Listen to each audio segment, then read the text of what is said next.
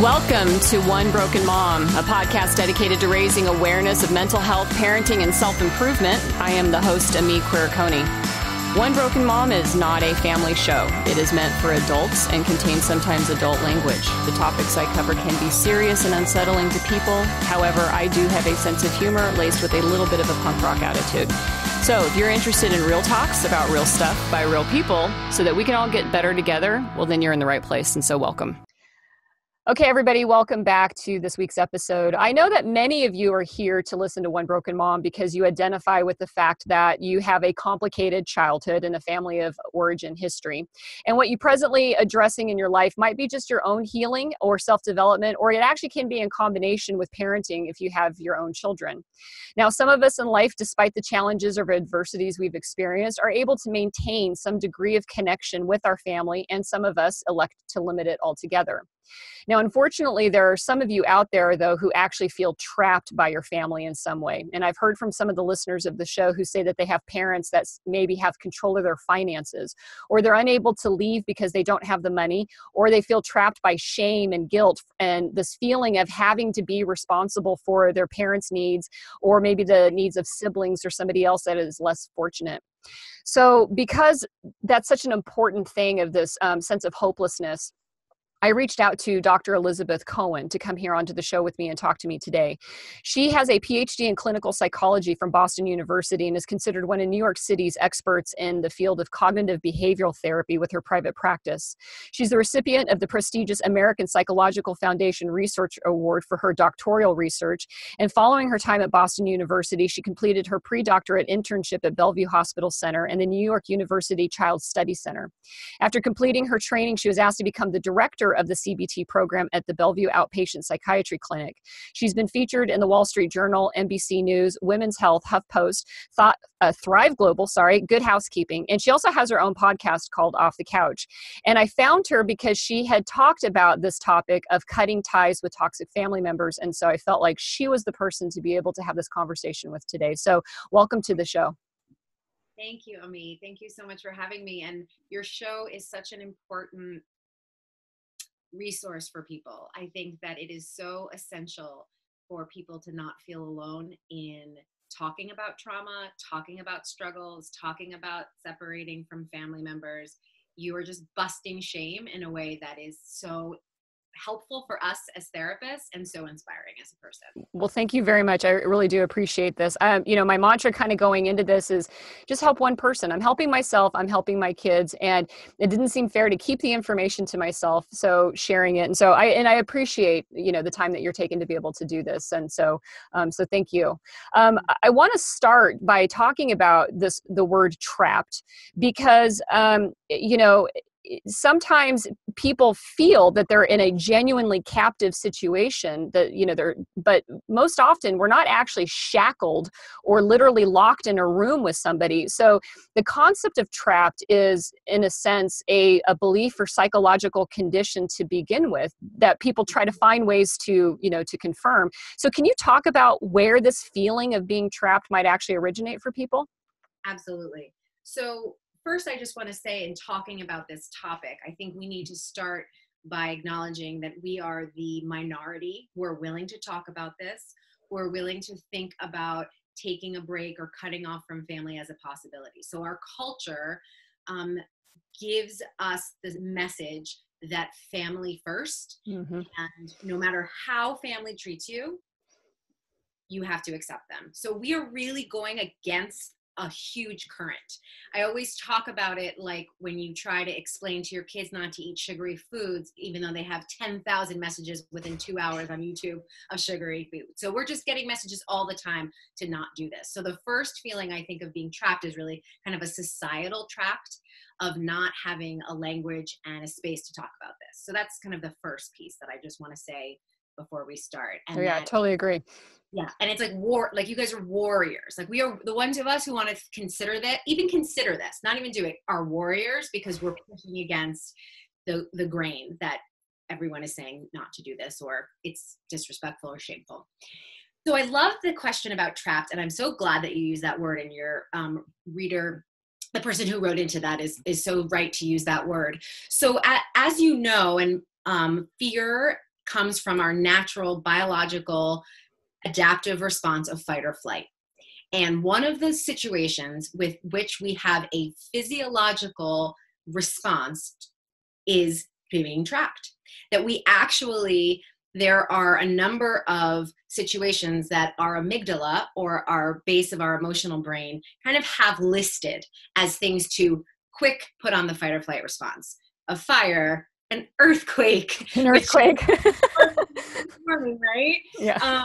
You hear these stories about moms, dads who can like pick up their car because when the kid has gotten hurt under it, right? So these situations that are listed that we have to, that our physiological body for survival has to get out of, and being trapped is one of them.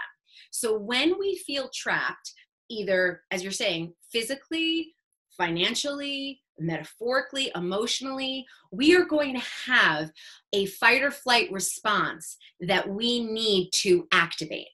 And when we don't essentially flee or fight to get out of the trapped feeling, we still have the physiological response of the fight or flight experience, but we have it all the time with no place to put it. So it can look like rumination, it can look like panic attacks, it can look like depression, because essentially we're not allowing ourselves, consciously or unconsciously, to really break free of something. So the fact that the person who wrote in even notices that they're trapped is fantastic, because a lot of the people I work with will come in and say, oh, I'm having a problem in my relationship, having no idea that it's related to this feeling of being trapped in your family of origin. Mm-hmm. Yeah, and that's pretty astounding too, because we also talk a lot about on the show about abusive relationships and the fact that no one feels trapped in that relationship until the end. They kind of are just walking along the path of dealing with a complicated situation or a tough personality or whatever they want to do. And then until it kind of finally the ball of stress in them has built up of trying to accommodate for that so much that suddenly it is like, I'm trapped, I'm stuck. I can't get out of this. I think another piece is that we blame ourselves. So if we find ourselves in a trapped situation, we have two choices. We can either think, oh my gosh, my captors are terrible and I need to fight and get out of this. Or if that doesn't work, because one, if we're a kid, when we're children, we can't really think that about our parents, because if we did, we wouldn't be provided and we wouldn't be able to survive. It's a threat to our system. Or if we're in a situation where we feel that we have no agency, like you said, in an abusive relationship, then we start doing what we do in those situations, which we blame ourselves. So we blame ourselves for being trapped. Mm-hmm. Why can't, this is something I hear a lot. And I know, actually in my own experience, I've thought this, like, if I just figured out a strategy for how to deal with my mom, then it would be fine. Or mm-hmm. I heard that there was a dog. They do bark. Yeah. That, how do you, if I could just figure out a way for me, I always say to my clients, like, to twist myself into a pretzel to be okay with her. Why can't I have that? It's like, you can't twist yourself in a pretzel to get out of being trapped. Like, that isn't, you can do a million gymnastics in that box, but that's still not going to get you out. Right, exactly. Now, what kinds of family members are the ones that we should start considering cutting off? I've talked with other folks on here about how to make certain relationships work, and not necessarily how to fix them, but as mostly how to modulate ourselves in that relationship and what we need to do to kind of manage ourselves in it. But there are people that we do need to really strongly consider, like exiting out, either emotionally cutting them off or physically, no contact with them. And so how would you characterize those types of family members? Yeah, I mean, I think there's two parts to this. There are some real specifics that you can just kind of make a list of. So someone who's actively using alcohol or drugs, you can love them, you can send them love, but as far as interacting with them on a daily basis, needing them for support and help, they're really not available because they are preoccupied with whatever their disease is at the time, sadly.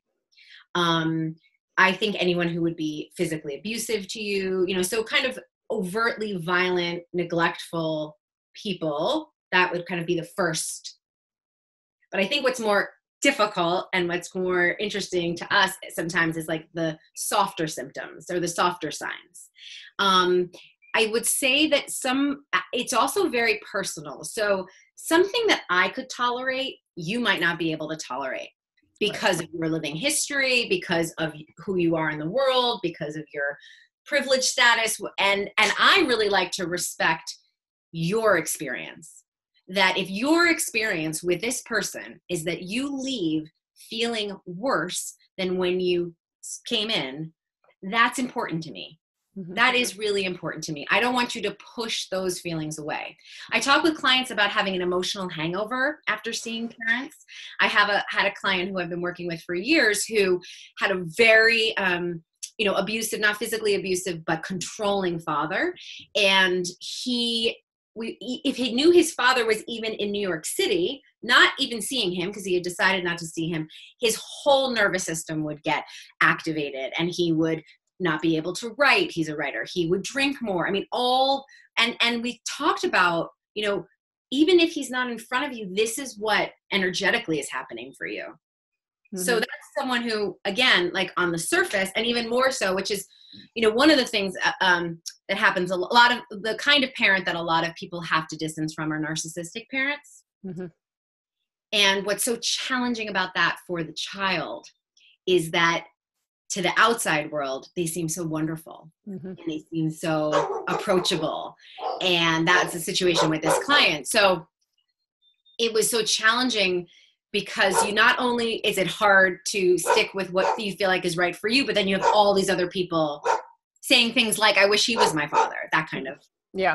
And I've seen people experience that, where that outside perception of that. And then that just adds more to that that guilt and that shame that maybe your decision and also those senses of doubt, like maybe I'm not evaluating this. I mean, for people that have grown up in some type of an environment like that, we're used to also questioning our reality, and you're just like, okay. That's a coping strategy. So mm-hmm. for a kid to question their reality and think better about your parent is a good thing to do when you are a kid who's dependent on them. But when you're an adult, that's when we start with the trauma work to kind of separate that out. But when you hear other people feeding you that, you can kind of flip back into that child's mentality. Mm-hmm. For sure. Now, I know my choice here on this one, on this particular question was, I definitely got tired of feeling like every time there was an interaction that it was just left in frustration. Like, okay, I don't even think this person even understands me. I just didn't feel connected. And this is with my mother and growing up.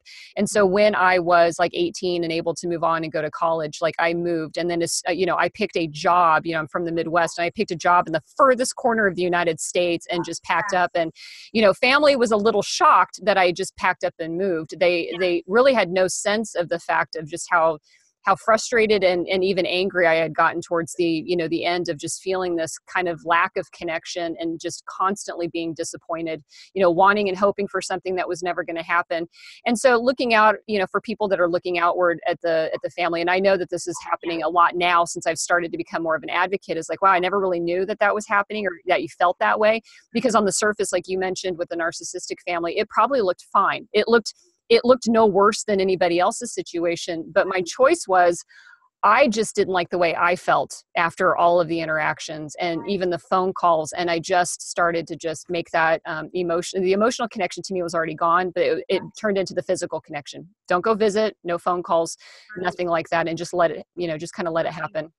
Wow. Well, first, I just want to say, you are so brave. I mean, I am so impressed that at that age, you were able to see that you weren't getting what you needed. Like, that is just so impressive. Like, well done. And just amazing strength, like fantastic. And of course, and I think that you're bringing up such a beautiful point that I hadn't thought about until this moment when you said it, which is that, we're talking about cutoffs as if this is some big new experience or surprise. But for those of us who have felt neglected, who have felt like the person wasn't there, in some ways, we're just being consistent with what our experience is, right? Right.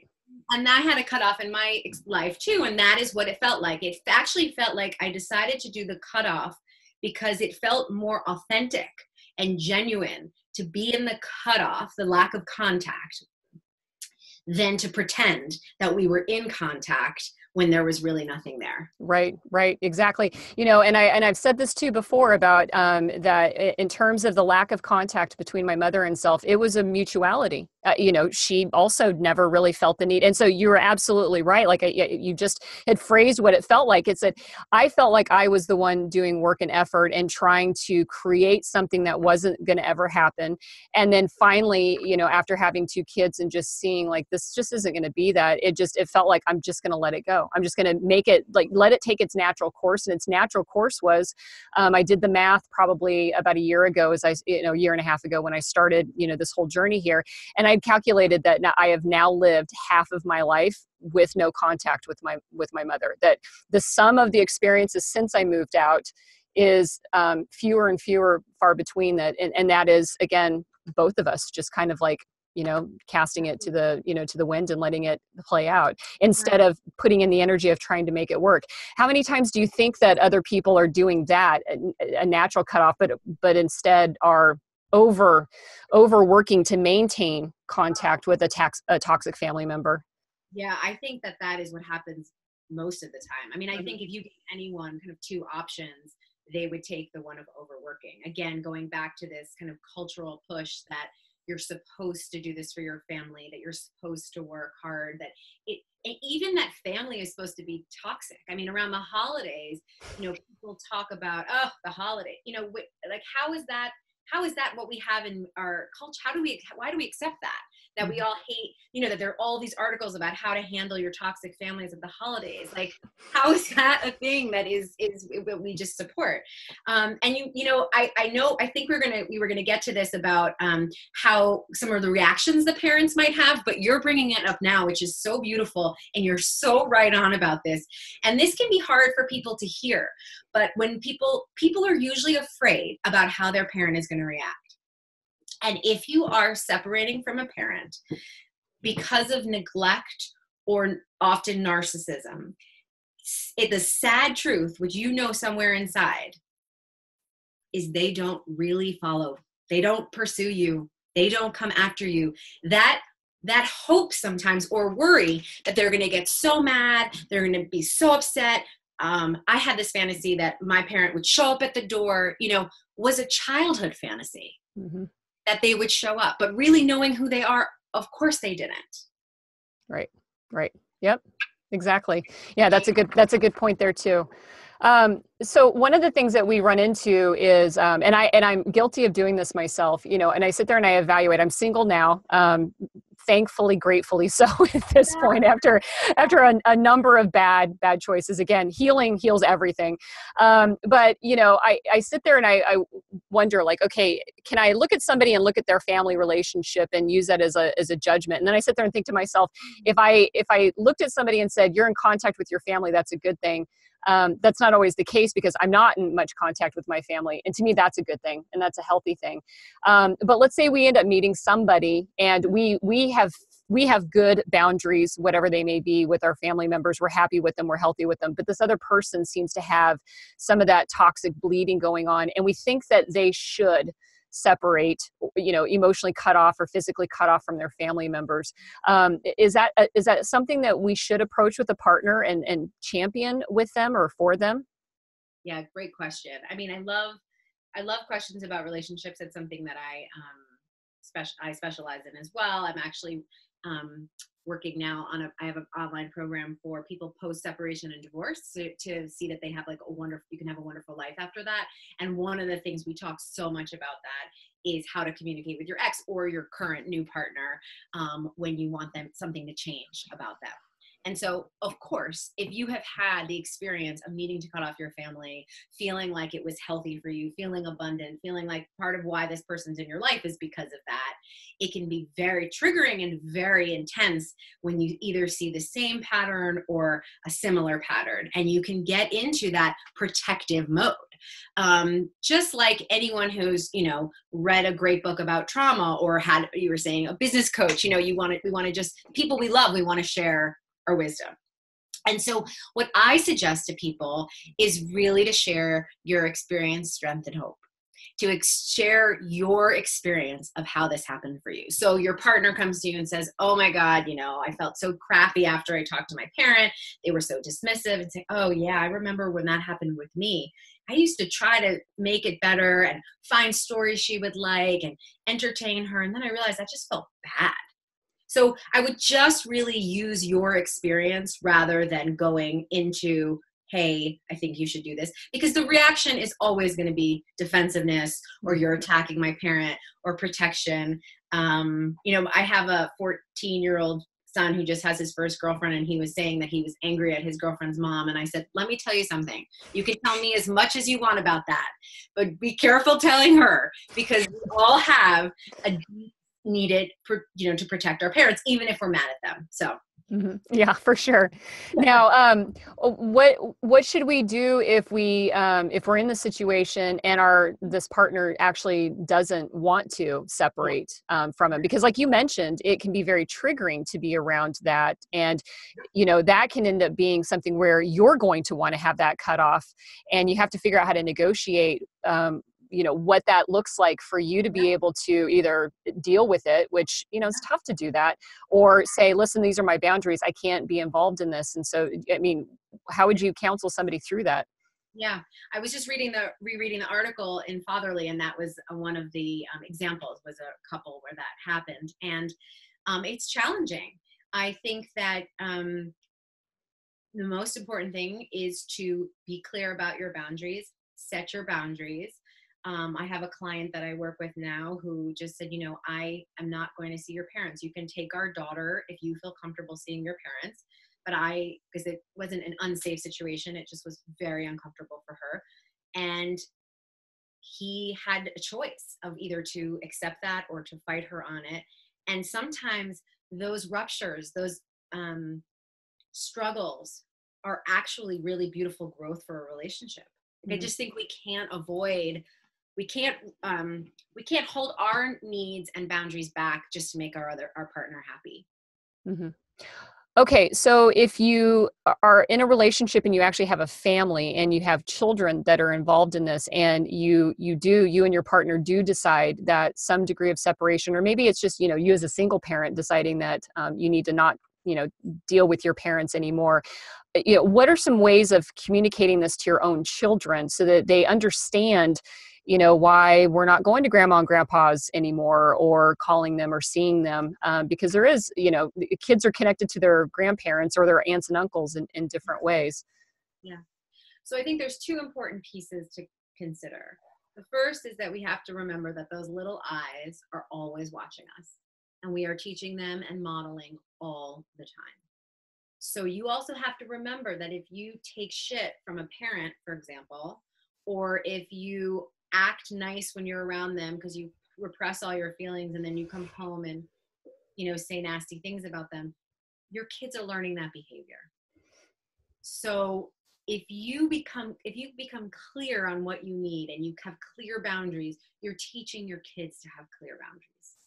So that's one of the things that really gets my clients to make the change sometimes, which is, how would you feel? It gives me chills, actually. I love I'm very connected to my body, but it gives me chills of like, this work you mentioned earlier about epigenetics, like this is important work for the future generations, and I believe even to heal the past. So what are we showing our kids? And so is being nice, or making sure that there's no rupture and that it looks like we have grandparents come to grandparents' day. Is that really what the value is for you? Or is it modeling being authentic and honest about your needs? Because that's what they're going to learn. Yeah, actually.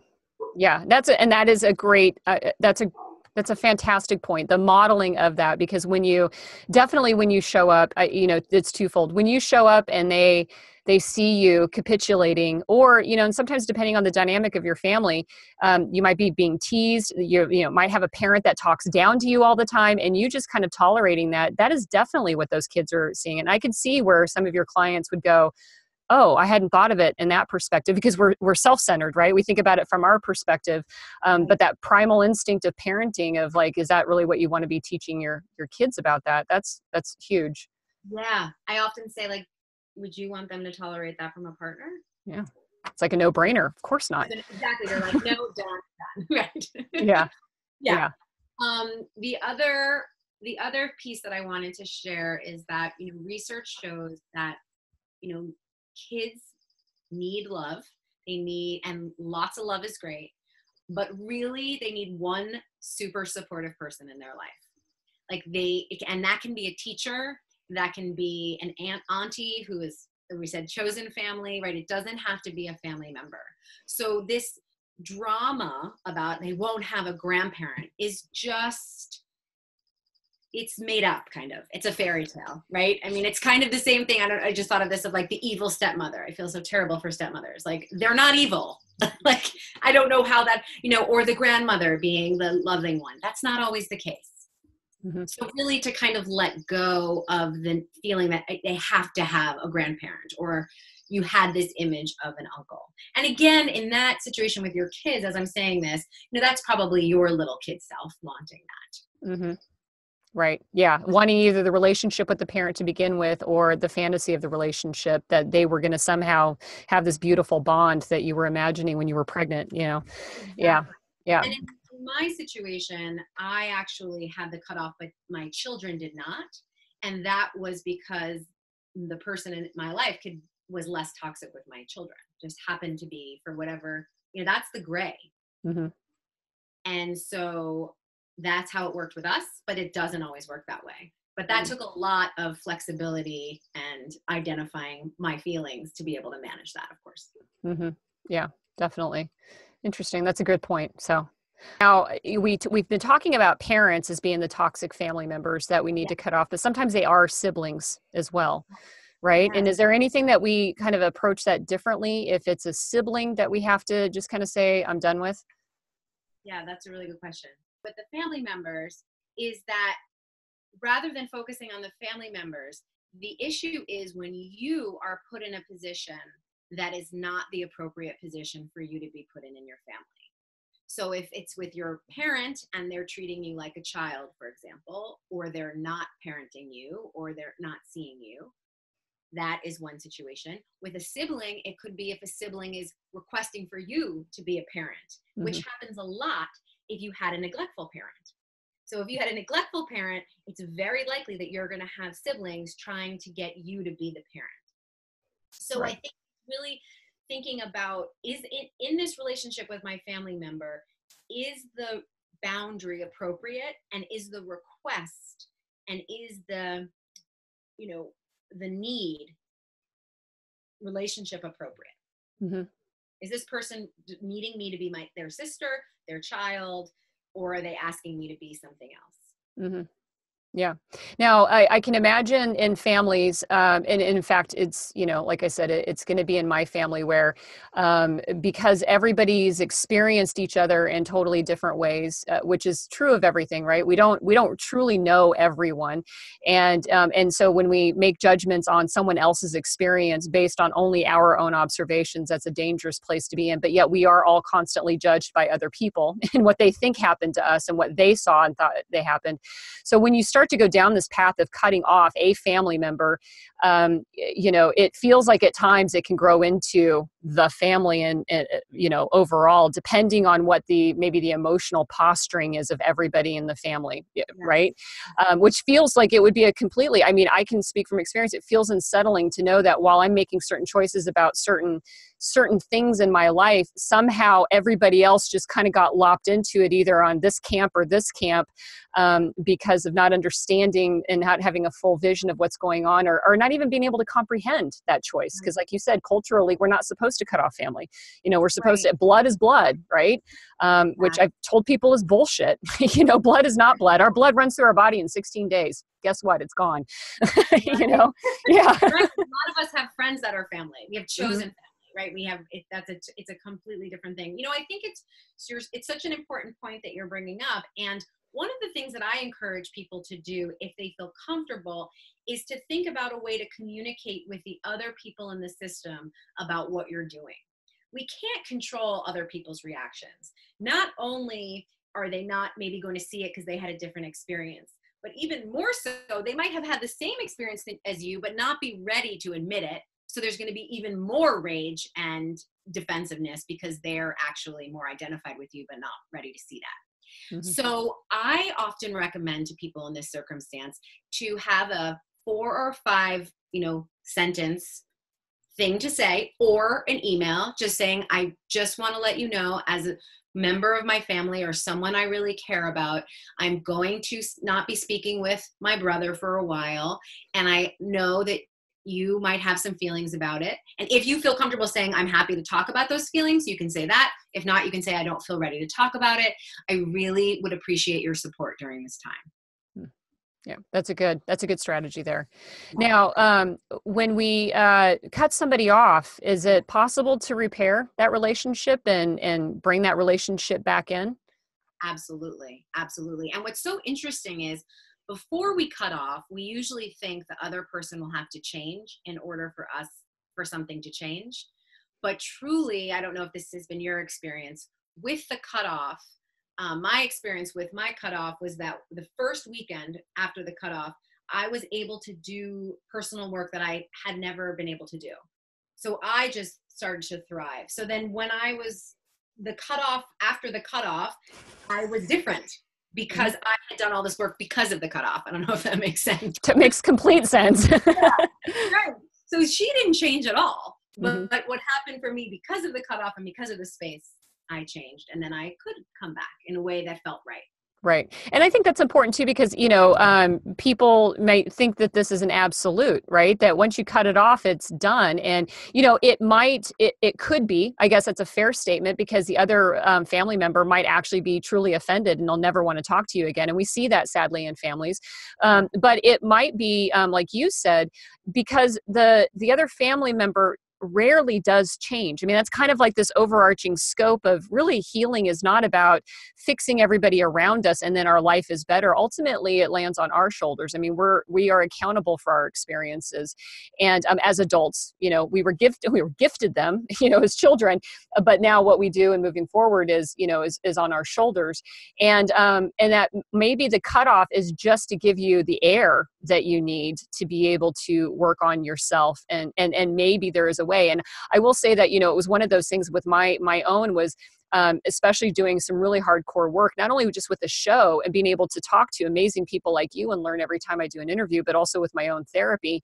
I was getting myself to a place where I wanted to be able to come back in and be able to speak with my mother. Now, as people that listen to One Broken Mom will know, at the beginning of season 2, my mother ended up being diagnosed with dementia in the between seasons. And now there is no capacity for a conversation. Like the moment is past, it's gone, it is what it is.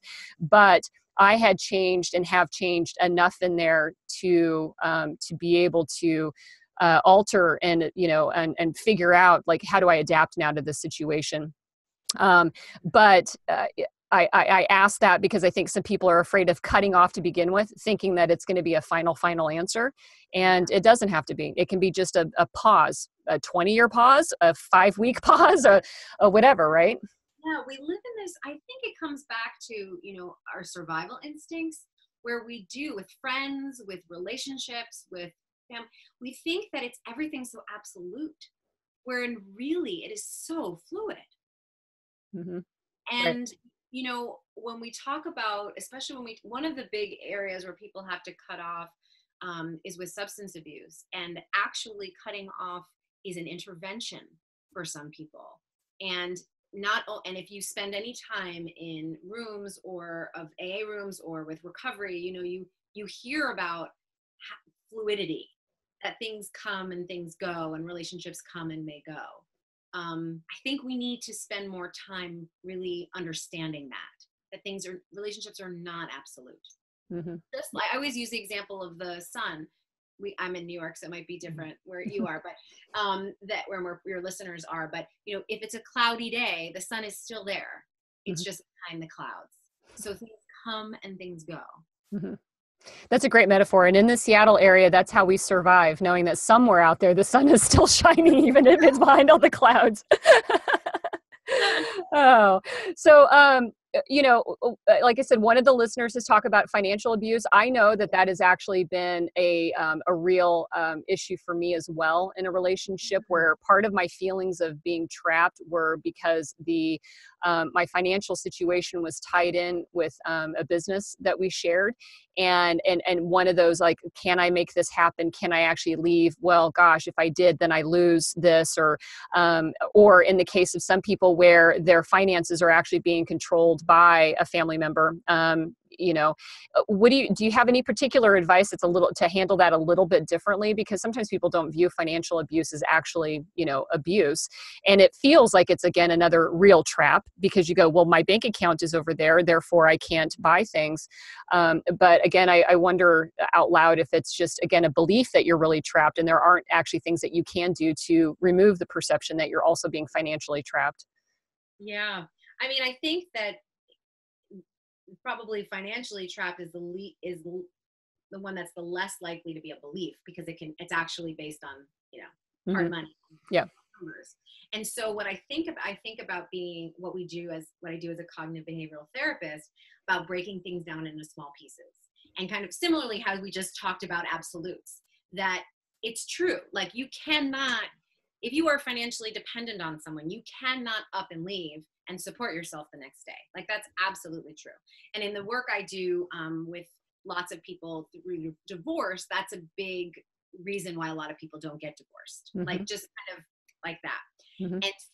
And if you were to look at the numbers and and that's what they do, they tend to take broad strokes.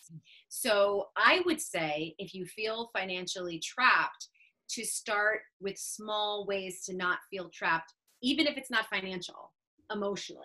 I mean, it can be financial in the sense that you can, and I don't mean to, sometimes cognitive behavioral therapy can seem so obvious and seem like I'm dumbing it down, but I don't mean to be simple about it. But you could, collect the change that you see in your house, do small behaviors to show that you have some control. Or, we live in New York, like, don't order in for a week and put that money aside, right? Or take some time to take pleasure and enjoy yourself and feel some control over your own body, let's say.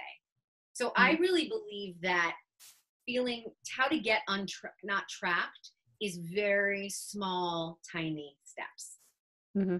Yeah, I remember the person that wrote me. I had said something to her similarly, because she was concerned about the bank account being watched. And it's like, well, if you normally take out $5 every once in a while for coffee, go open a checking account. Take that out. You don't have to tell anybody. Not that lying is a good thing, but if you're trying to do something like this and you've got somebody legitimately questioning every action that you take, start by just opening up your own checking account and put in, it doesn't have to be hundreds of dollars every time, but starting at $5 a time, and next thing you know, there you go. With the idea, like you were saying, that it trains you of giving you some degree of power, right? Like a small gesture like that is getting some of those different pathways moving and working and reinforcing that you can actually do things, above and beyond feeling. Exactly. Yeah. Beautifully said. That's exactly right. It's like, and then you think, oh, actually, I can find it here. It's kind of like why I always suggest people do gratitude lists. It's not because of the list, but because once you're trying to find things to be grateful for, you look for things to be grateful for. Mm-hmm. So if you're looking for ways that you can save a little bit of money, you're going to start taking in, oh, I have a little bit more financial power than I think. Yeah. Right. Cool. I would say also, get help with that. Like, if you really feel trapped and there is no way, to get help from local services that can really help you. And there are a lot of charities that will help you get on your feet. Mm-hmm. That's a good point. Definitely a good point. So do you have any specific tools or strategies you'd recommend for somebody, like the first steps, if they are looking at needing to start to build some separation from themselves, and maybe it's their parents, or maybe it's a family member that, again, and we're talking about, the ones that feel that there's a sense of containment around you, that you like, oh, I need to let them go, but I don't know how. And oftentimes that is, like we said, our parents could be those people there that we have to do that with. So how does somebody take like that first step? Well, I think the first step is put a hand on your heart and give yourself a ton of compassion for how hard this is. So before we get into any sort of action, we just have to ground ourselves in our bodies, in our needs, and be on our own side with this. Yeah. Yeah, that's good. And getting that confidence and peace that it's good. And also, have help. And it's a therapist. Us therapists, we are all about cutoff. We're not afraid to talk about cutoffs. It might not be a friend. Maybe it is a friend. Maybe it's a support group. But don't go it alone, because you're gonna feel so much more alone anyway, because you're leaving a very familiar, as you said, neural pathway relationship. So we need to kind of bulk up the outside. Mm-hmm. That's a good point too. Now, you touched on it earlier, because I kind of walked you through. We cheated a little bit. She knows some of the questions, but I wanted to talk about, because this is the other part of this is not failing to move forward because of the fear of the reaction. And like you had said, talking about sometimes there is no reaction. We fear something that really never comes along here. But what should someone expect reactions to be, and to kind of know that that's normal, and that doesn't mean you're doing something wrong, when you see those reactions? Yeah. So this is kind of a backwards way of answering this. So let me know after I answer this if you want me to go back and do it again. Remember, it's very important to remember that whatever reaction you get from that person we're recording this in 2019. In 2019, you are getting in an adult nervous system. You are hearing it as an adult who has the capacity to understand complex feelings and experiences. Our trauma experience will most likely make us feel like we're our child nervous system hearing it. So it will feel more threatening. It will feel more intense. It might feel more sadistic. It might feel more painful. So it's really important to understand and say to yourself, which is what I said to myself throughout the whole experience that I went through, was, my life isn't in danger. I'm okay. No matter however this person reacts, I am okay. And I truly cannot rescue them.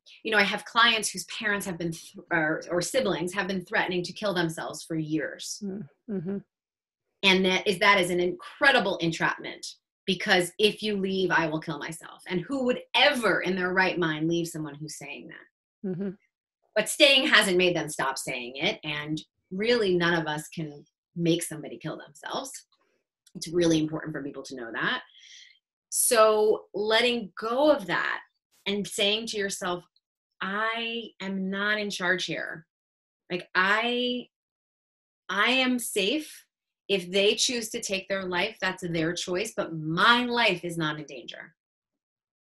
Yeah, that's actually, I'm glad you said that. And you've said it in a way that I haven't heard that. We talk about that, right? This distinction between the trauma history and the trauma story is that we have this, like you said, this nervous system that is really our little person inside surviving. And this little person's survival skills are kind of out of alignment with adult life, and the real, what we're dealing with now. They're not wrong. They were perfectly acceptable when we were children. They were what we needed to have as children, but they don't serve us, any longer as adults. And so the way that you said that there, at the end, I love it, of being mindful of the fact that that fear is that initial rush, that instant Like, and I've described this on the show, like, I know it's my kid in me because my chest gets really tight fast, like, bam. And that's when I'm like, whoa, whoa, whoa. Okay. Little of me just showed up and she is fucking freaked out, or angry, or, whatever it is. And through therapy, it has been adult of me going, there, you're okay. Like, you're fine, because you do. And you have to talk yourself down, off of that cliff, because we truly do believe, it's been ingrained in us that, it's not it's a dangerous situation, that we have to figure out our way of dealing with it. And unfortunately, we end up tolerating more than what we should, in our life and stuff like that, especially with our family members and stuff. I've mentioned this book a million times. I've gushed over this woman. I wish I would have had a chance to meet her, but Alice Miller's The Body Never Lies. And I love her book so much because she just lays it all out there and bears no bones. Screw this idea that we're supposed to take everything our parents give us and love them unconditionally with no criticisms of their behavior. And she lays out in this book so many examples of people over the course of history that had terrible toxic relationships with parents, and they suffered physically from it, they emotionally, as well as their own physical well-being and health issues and stuff. And that she laid it out there, like, we have to lose this idea that, the blood is not enough. The parent-child relationship, it does not mean that you have to keep sacrificing your well-being because of that, and to lose that. But yet that thou shalt honor thy mother and father in the 10 Commandments is a very, very deep and rich part of our culture and society. So, I recommend that book for anybody to read, because like, if you have any doubts, just read that and you're like, oh no, Alice Miller's now my favorite. So, and like I said, regrettably she's passed away, but it's like, I had mentioned this on another interview. So when people hear this interview, they'll hear me talk about this. But if it was Thomas Jefferson and Alice Miller are my two people that if I could talk to somebody that's passed away and sit on a bench with them, definitely. So, yeah. So good. Well, when you mentioned, I love that. It's so touching to me about saying, like, there, little girl. And one of that made me think about another suggestion, which is when you decide to tell your whoever parent, your family member, that you're going to take some time to yourself and not be in touch, or however you decide to do it, I would recommend taking your little girl or little boy and kind of tucking them into a really beautiful place in your where you are not. Or if they need to be there with you, then you can hold them. But really, I like to leave them at home. Like, this is a grown-up thing. Like, you don't have to come here. Like, mommy's got this. Mm-hmm. Yeah. And it's one of the things that I think that's a huge advantage. I'll say this, I came into this healing process recognizing my own trauma, but at the same time, my compulsion and kind of being so strongly motivated was because I was, I am also a mother with two children, and seeing them right now, knowing that it was my responsibility to get this under control, get me under control, to cure, heal, and do this, because I just couldn't look at them with any degree of worth and go, I can't let you down. Like, I can't do this. And this is in my hands to do this. And I have found that really it's easy when I sit in therapy with my therapist, she gets to sit there and go, what would you say to your son or daughter right now? And then you're going, well, of course I would say that. And it's like being reminded that that's how you have to start talking to yourself. And so I think it is an advantage, ironically, to come from trauma, to have difficulties with parenting, but being a parent actually really does aid in healing your own self, because you are very aware of what you would and wouldn't say, and how you would, nurture and counsel your own kids through their own troubles. And if they were dealing with this and you were watching this as a witness to them going through this, what you would do to put your arms around their scared selves and their anxious selves. And so for people that don't have kids, it may be hard to imagine that, but that's almost kind of the switch that you do have to put on, is this, I'm going to be my own mom, for the moment and stuff. So, yeah. Well, one thing I sometimes, if you don't have a child, I think I ask people about, how they would treat their fur babies, or how they would treat a niece or nephew, or if they were babysitting, and very quickly we can find that empathy. And I just want to say that, I think it's amazing that you had that awareness. We need to commend you for having that awareness, because not everybody has that awareness. And I think that adage, which I completely disagree with, that wait till you're a parent and you'll see, you'll see how much I did for you. My experience is often for people that when you become a parent, you realize how little you got, especially if you were in a neglectful experience. Yeah, for sure. Now, I fully admit that awareness didn't come easy, as it is. And it was, the key for me to get it was to decide to search for it, and to recognize, I had to see myself self-sabotaging. And I say this, I am a curious person, that's always the way that I've been. And so the curiosity of deciding to turn it towards myself to understand my situation, it came like after, I almost would say I felt like I was beating my head against the same wall. I might have been reading different self-help books or whatever, but I wasn't getting it. But Wendy Bahari is another guest that I have on the show, and adore her as well. But I was reading her book, Disarming the Narcissist, and there just was a phrase, and it was the most surreal moment to just read two words, childlike and powerless.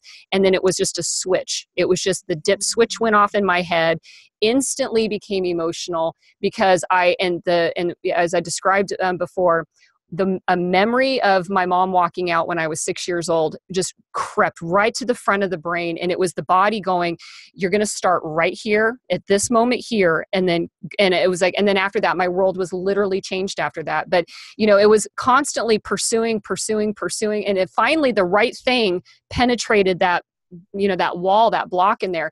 I know that's not great an encouragement for most people because everybody just wants to know how they can just change when they're ready for it. And it's like, I don't know how to tell you how you have that flashbulb moment in your head. It's like, it's going to have to come, but it definitely doesn't happen if you're just sitting there waiting for it. You kind of almost have to be ready for it, Yeah. And I also think that it actually is so antithetical to what we think, and especially in our culture, about speed and fast and finding the book that has the title that, we need, how to have a good relationship with your parent or something. It actually takes a lot of slowness. Mm-hmm. It takes a lot of noticing your fuck ups, owning them, starting to notice patterns in them. I mean, for me, being on my hands and knees, I tell a story that I knew that I needed to get divorced when I was on my hands and knees, like begging my ex to stop drinking. I realized that I had, lost my own space. And I had a choice when we got divorced to either tell all the bad stories about him, blame him, and there were plenty, or figure out how did I get myself into this situation. And that's a process that I chose to take. And it was harder than the blaming, to be perfectly honest. Like, people are like all into blaming, Yep. So I'm with people. I want people to know that it's slow, that hearing our stories can feel like, oh my God, but it was painful, and there's still painful moments. But you and your listener and you and all of us, like, we're worth it. We're worth that hard work. We so are. We absolutely. And I think that for people looking outside at One Broken Mom, like the overall show, it's not every episode isn't about the same topic. It is knowing that for me, it was taking, the middle, this is me in the center here, and needing to just kind of revolve around it and look at it from so many different angles before the one thing clicks. And my mindset is I just want to keep taking this concept of, of discovering who we really are by getting past through our trauma histories and our adversities and finding that. But it might not be this episode, it might be this episode or this episode, or it might take 10 of them before you kind of go, okay, I can start to see that. And so that's why to me, I consciously kind of weave around, this is the sun in the middle of it, but each of the stories might be a little bit different with a little slightly different angle for that reason, only hoping that, and it happens.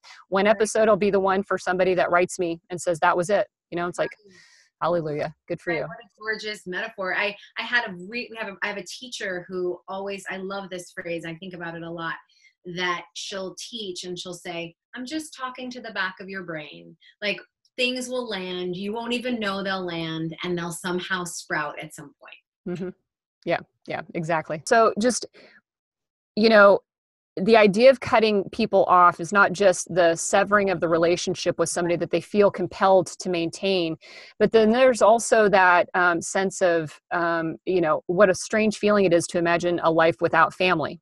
right? And so, how does somebody kind of get over that fear? Because they're, having bad family is not a better option, to being, on your own, or, being without family. Now, do you have a way that somebody can kind of get through those feelings, or what are some strategies for them to be able to handle the fact that they are going to be losing people in their life? Yeah. How do we balance those scales? Yeah, no, I'm really glad you mentioned that, because I think it's very important to have a balance of processing and working through the loss, because it is a loss, as opposed to just, when we say this phrase cut off, it just sounds kind of like there's this phrase like cut with a knife, like cut it, put it away. The truth is we need to separate from it, process the loss, and build in more of what we had always wanted, like our family of choice. So I think one of the issues that would make somebody not want to cut off is feeling like they're losing too much and gaining nothing. Mm-hmm. And I wonder if, part of when cutoffs I've seen in my practice have happened when my clients start seeing there's another opportunity. There's another possibility. Either the kind of parent you are is a different possibility, or you meet an incredibly kind, thoughtful person around your mother's age, and you think, oh, I wish I had that. Oh, I could have had that. Oh, this person exists. Maybe I can have that. So I just want people to know that it's not just an ending. It's also a beginning and a growing and a filling up. Mm-hmm. Yeah. And you actually, you bring up a possibility for somebody to think about too, which is, beginning to make some independent moves by growing themselves in one way. And we talked about that earlier, about just take small actions and begin to practice doing a few small things. It's kind of like, go ahead and find another community, practice building something new with another person, other people. And like you said, it sounds like that might actually then start to give you a little bit more of that confidence on taking a deep breath, because that's what it feels like, take that deep breath to go, I think then I can do this. Like, I think I'm ready to, to be able to say no to this because I want to say yes to this. I want more capacity for these good things. And in order to do that, I know that I now feel good about saying no to the bad things. Yes. And as you talked about, if we're in our trauma state, which staying in relationships with people who've been painful can keep us in our trauma state, we can't open up to other things. We can't say yes. Mm-hmm. Yeah, absolutely. Yeah, exactly. That's awesome. Well, Elizabeth, I appreciate your time today to talk with us about this, because this is, like I said, this is an important thing. This is something that people do struggle with. And some people listening to this might now recognize they might be dealing with some trapped feelings and stuff like that, because like you talked about and led in with it, we have a culture of just kind of tolerating whatever it is our family gives us, and that you really don't have to, and it does sound a little bit weird, and it might make you like your little chest tighten up, the thought of, leaving your family. But if this happens all the time around your family, then it's probably worth, sitting there and really taking a hardcore examination of whether or not, some degree of separation does, need to start to happen and stuff. And so I appreciate you coming in where you're sitting there at your home. I'm sitting in my studio, but coming into the virtual, the world here. I think we held a container together. We did. Yes. And it's this nice rectangle shaped box. So, but I do appreciate your time to be able to speak with me about this. And so thank you so much for this. Oh, it was really my pleasure. I'm so honored to have been asked to be part of your community, and they're so lucky to have you. And yeah, be brave and think about that little girl, or that little boy. Like, they deserve to have an amazingly free, wonderful life. Yep, absolutely.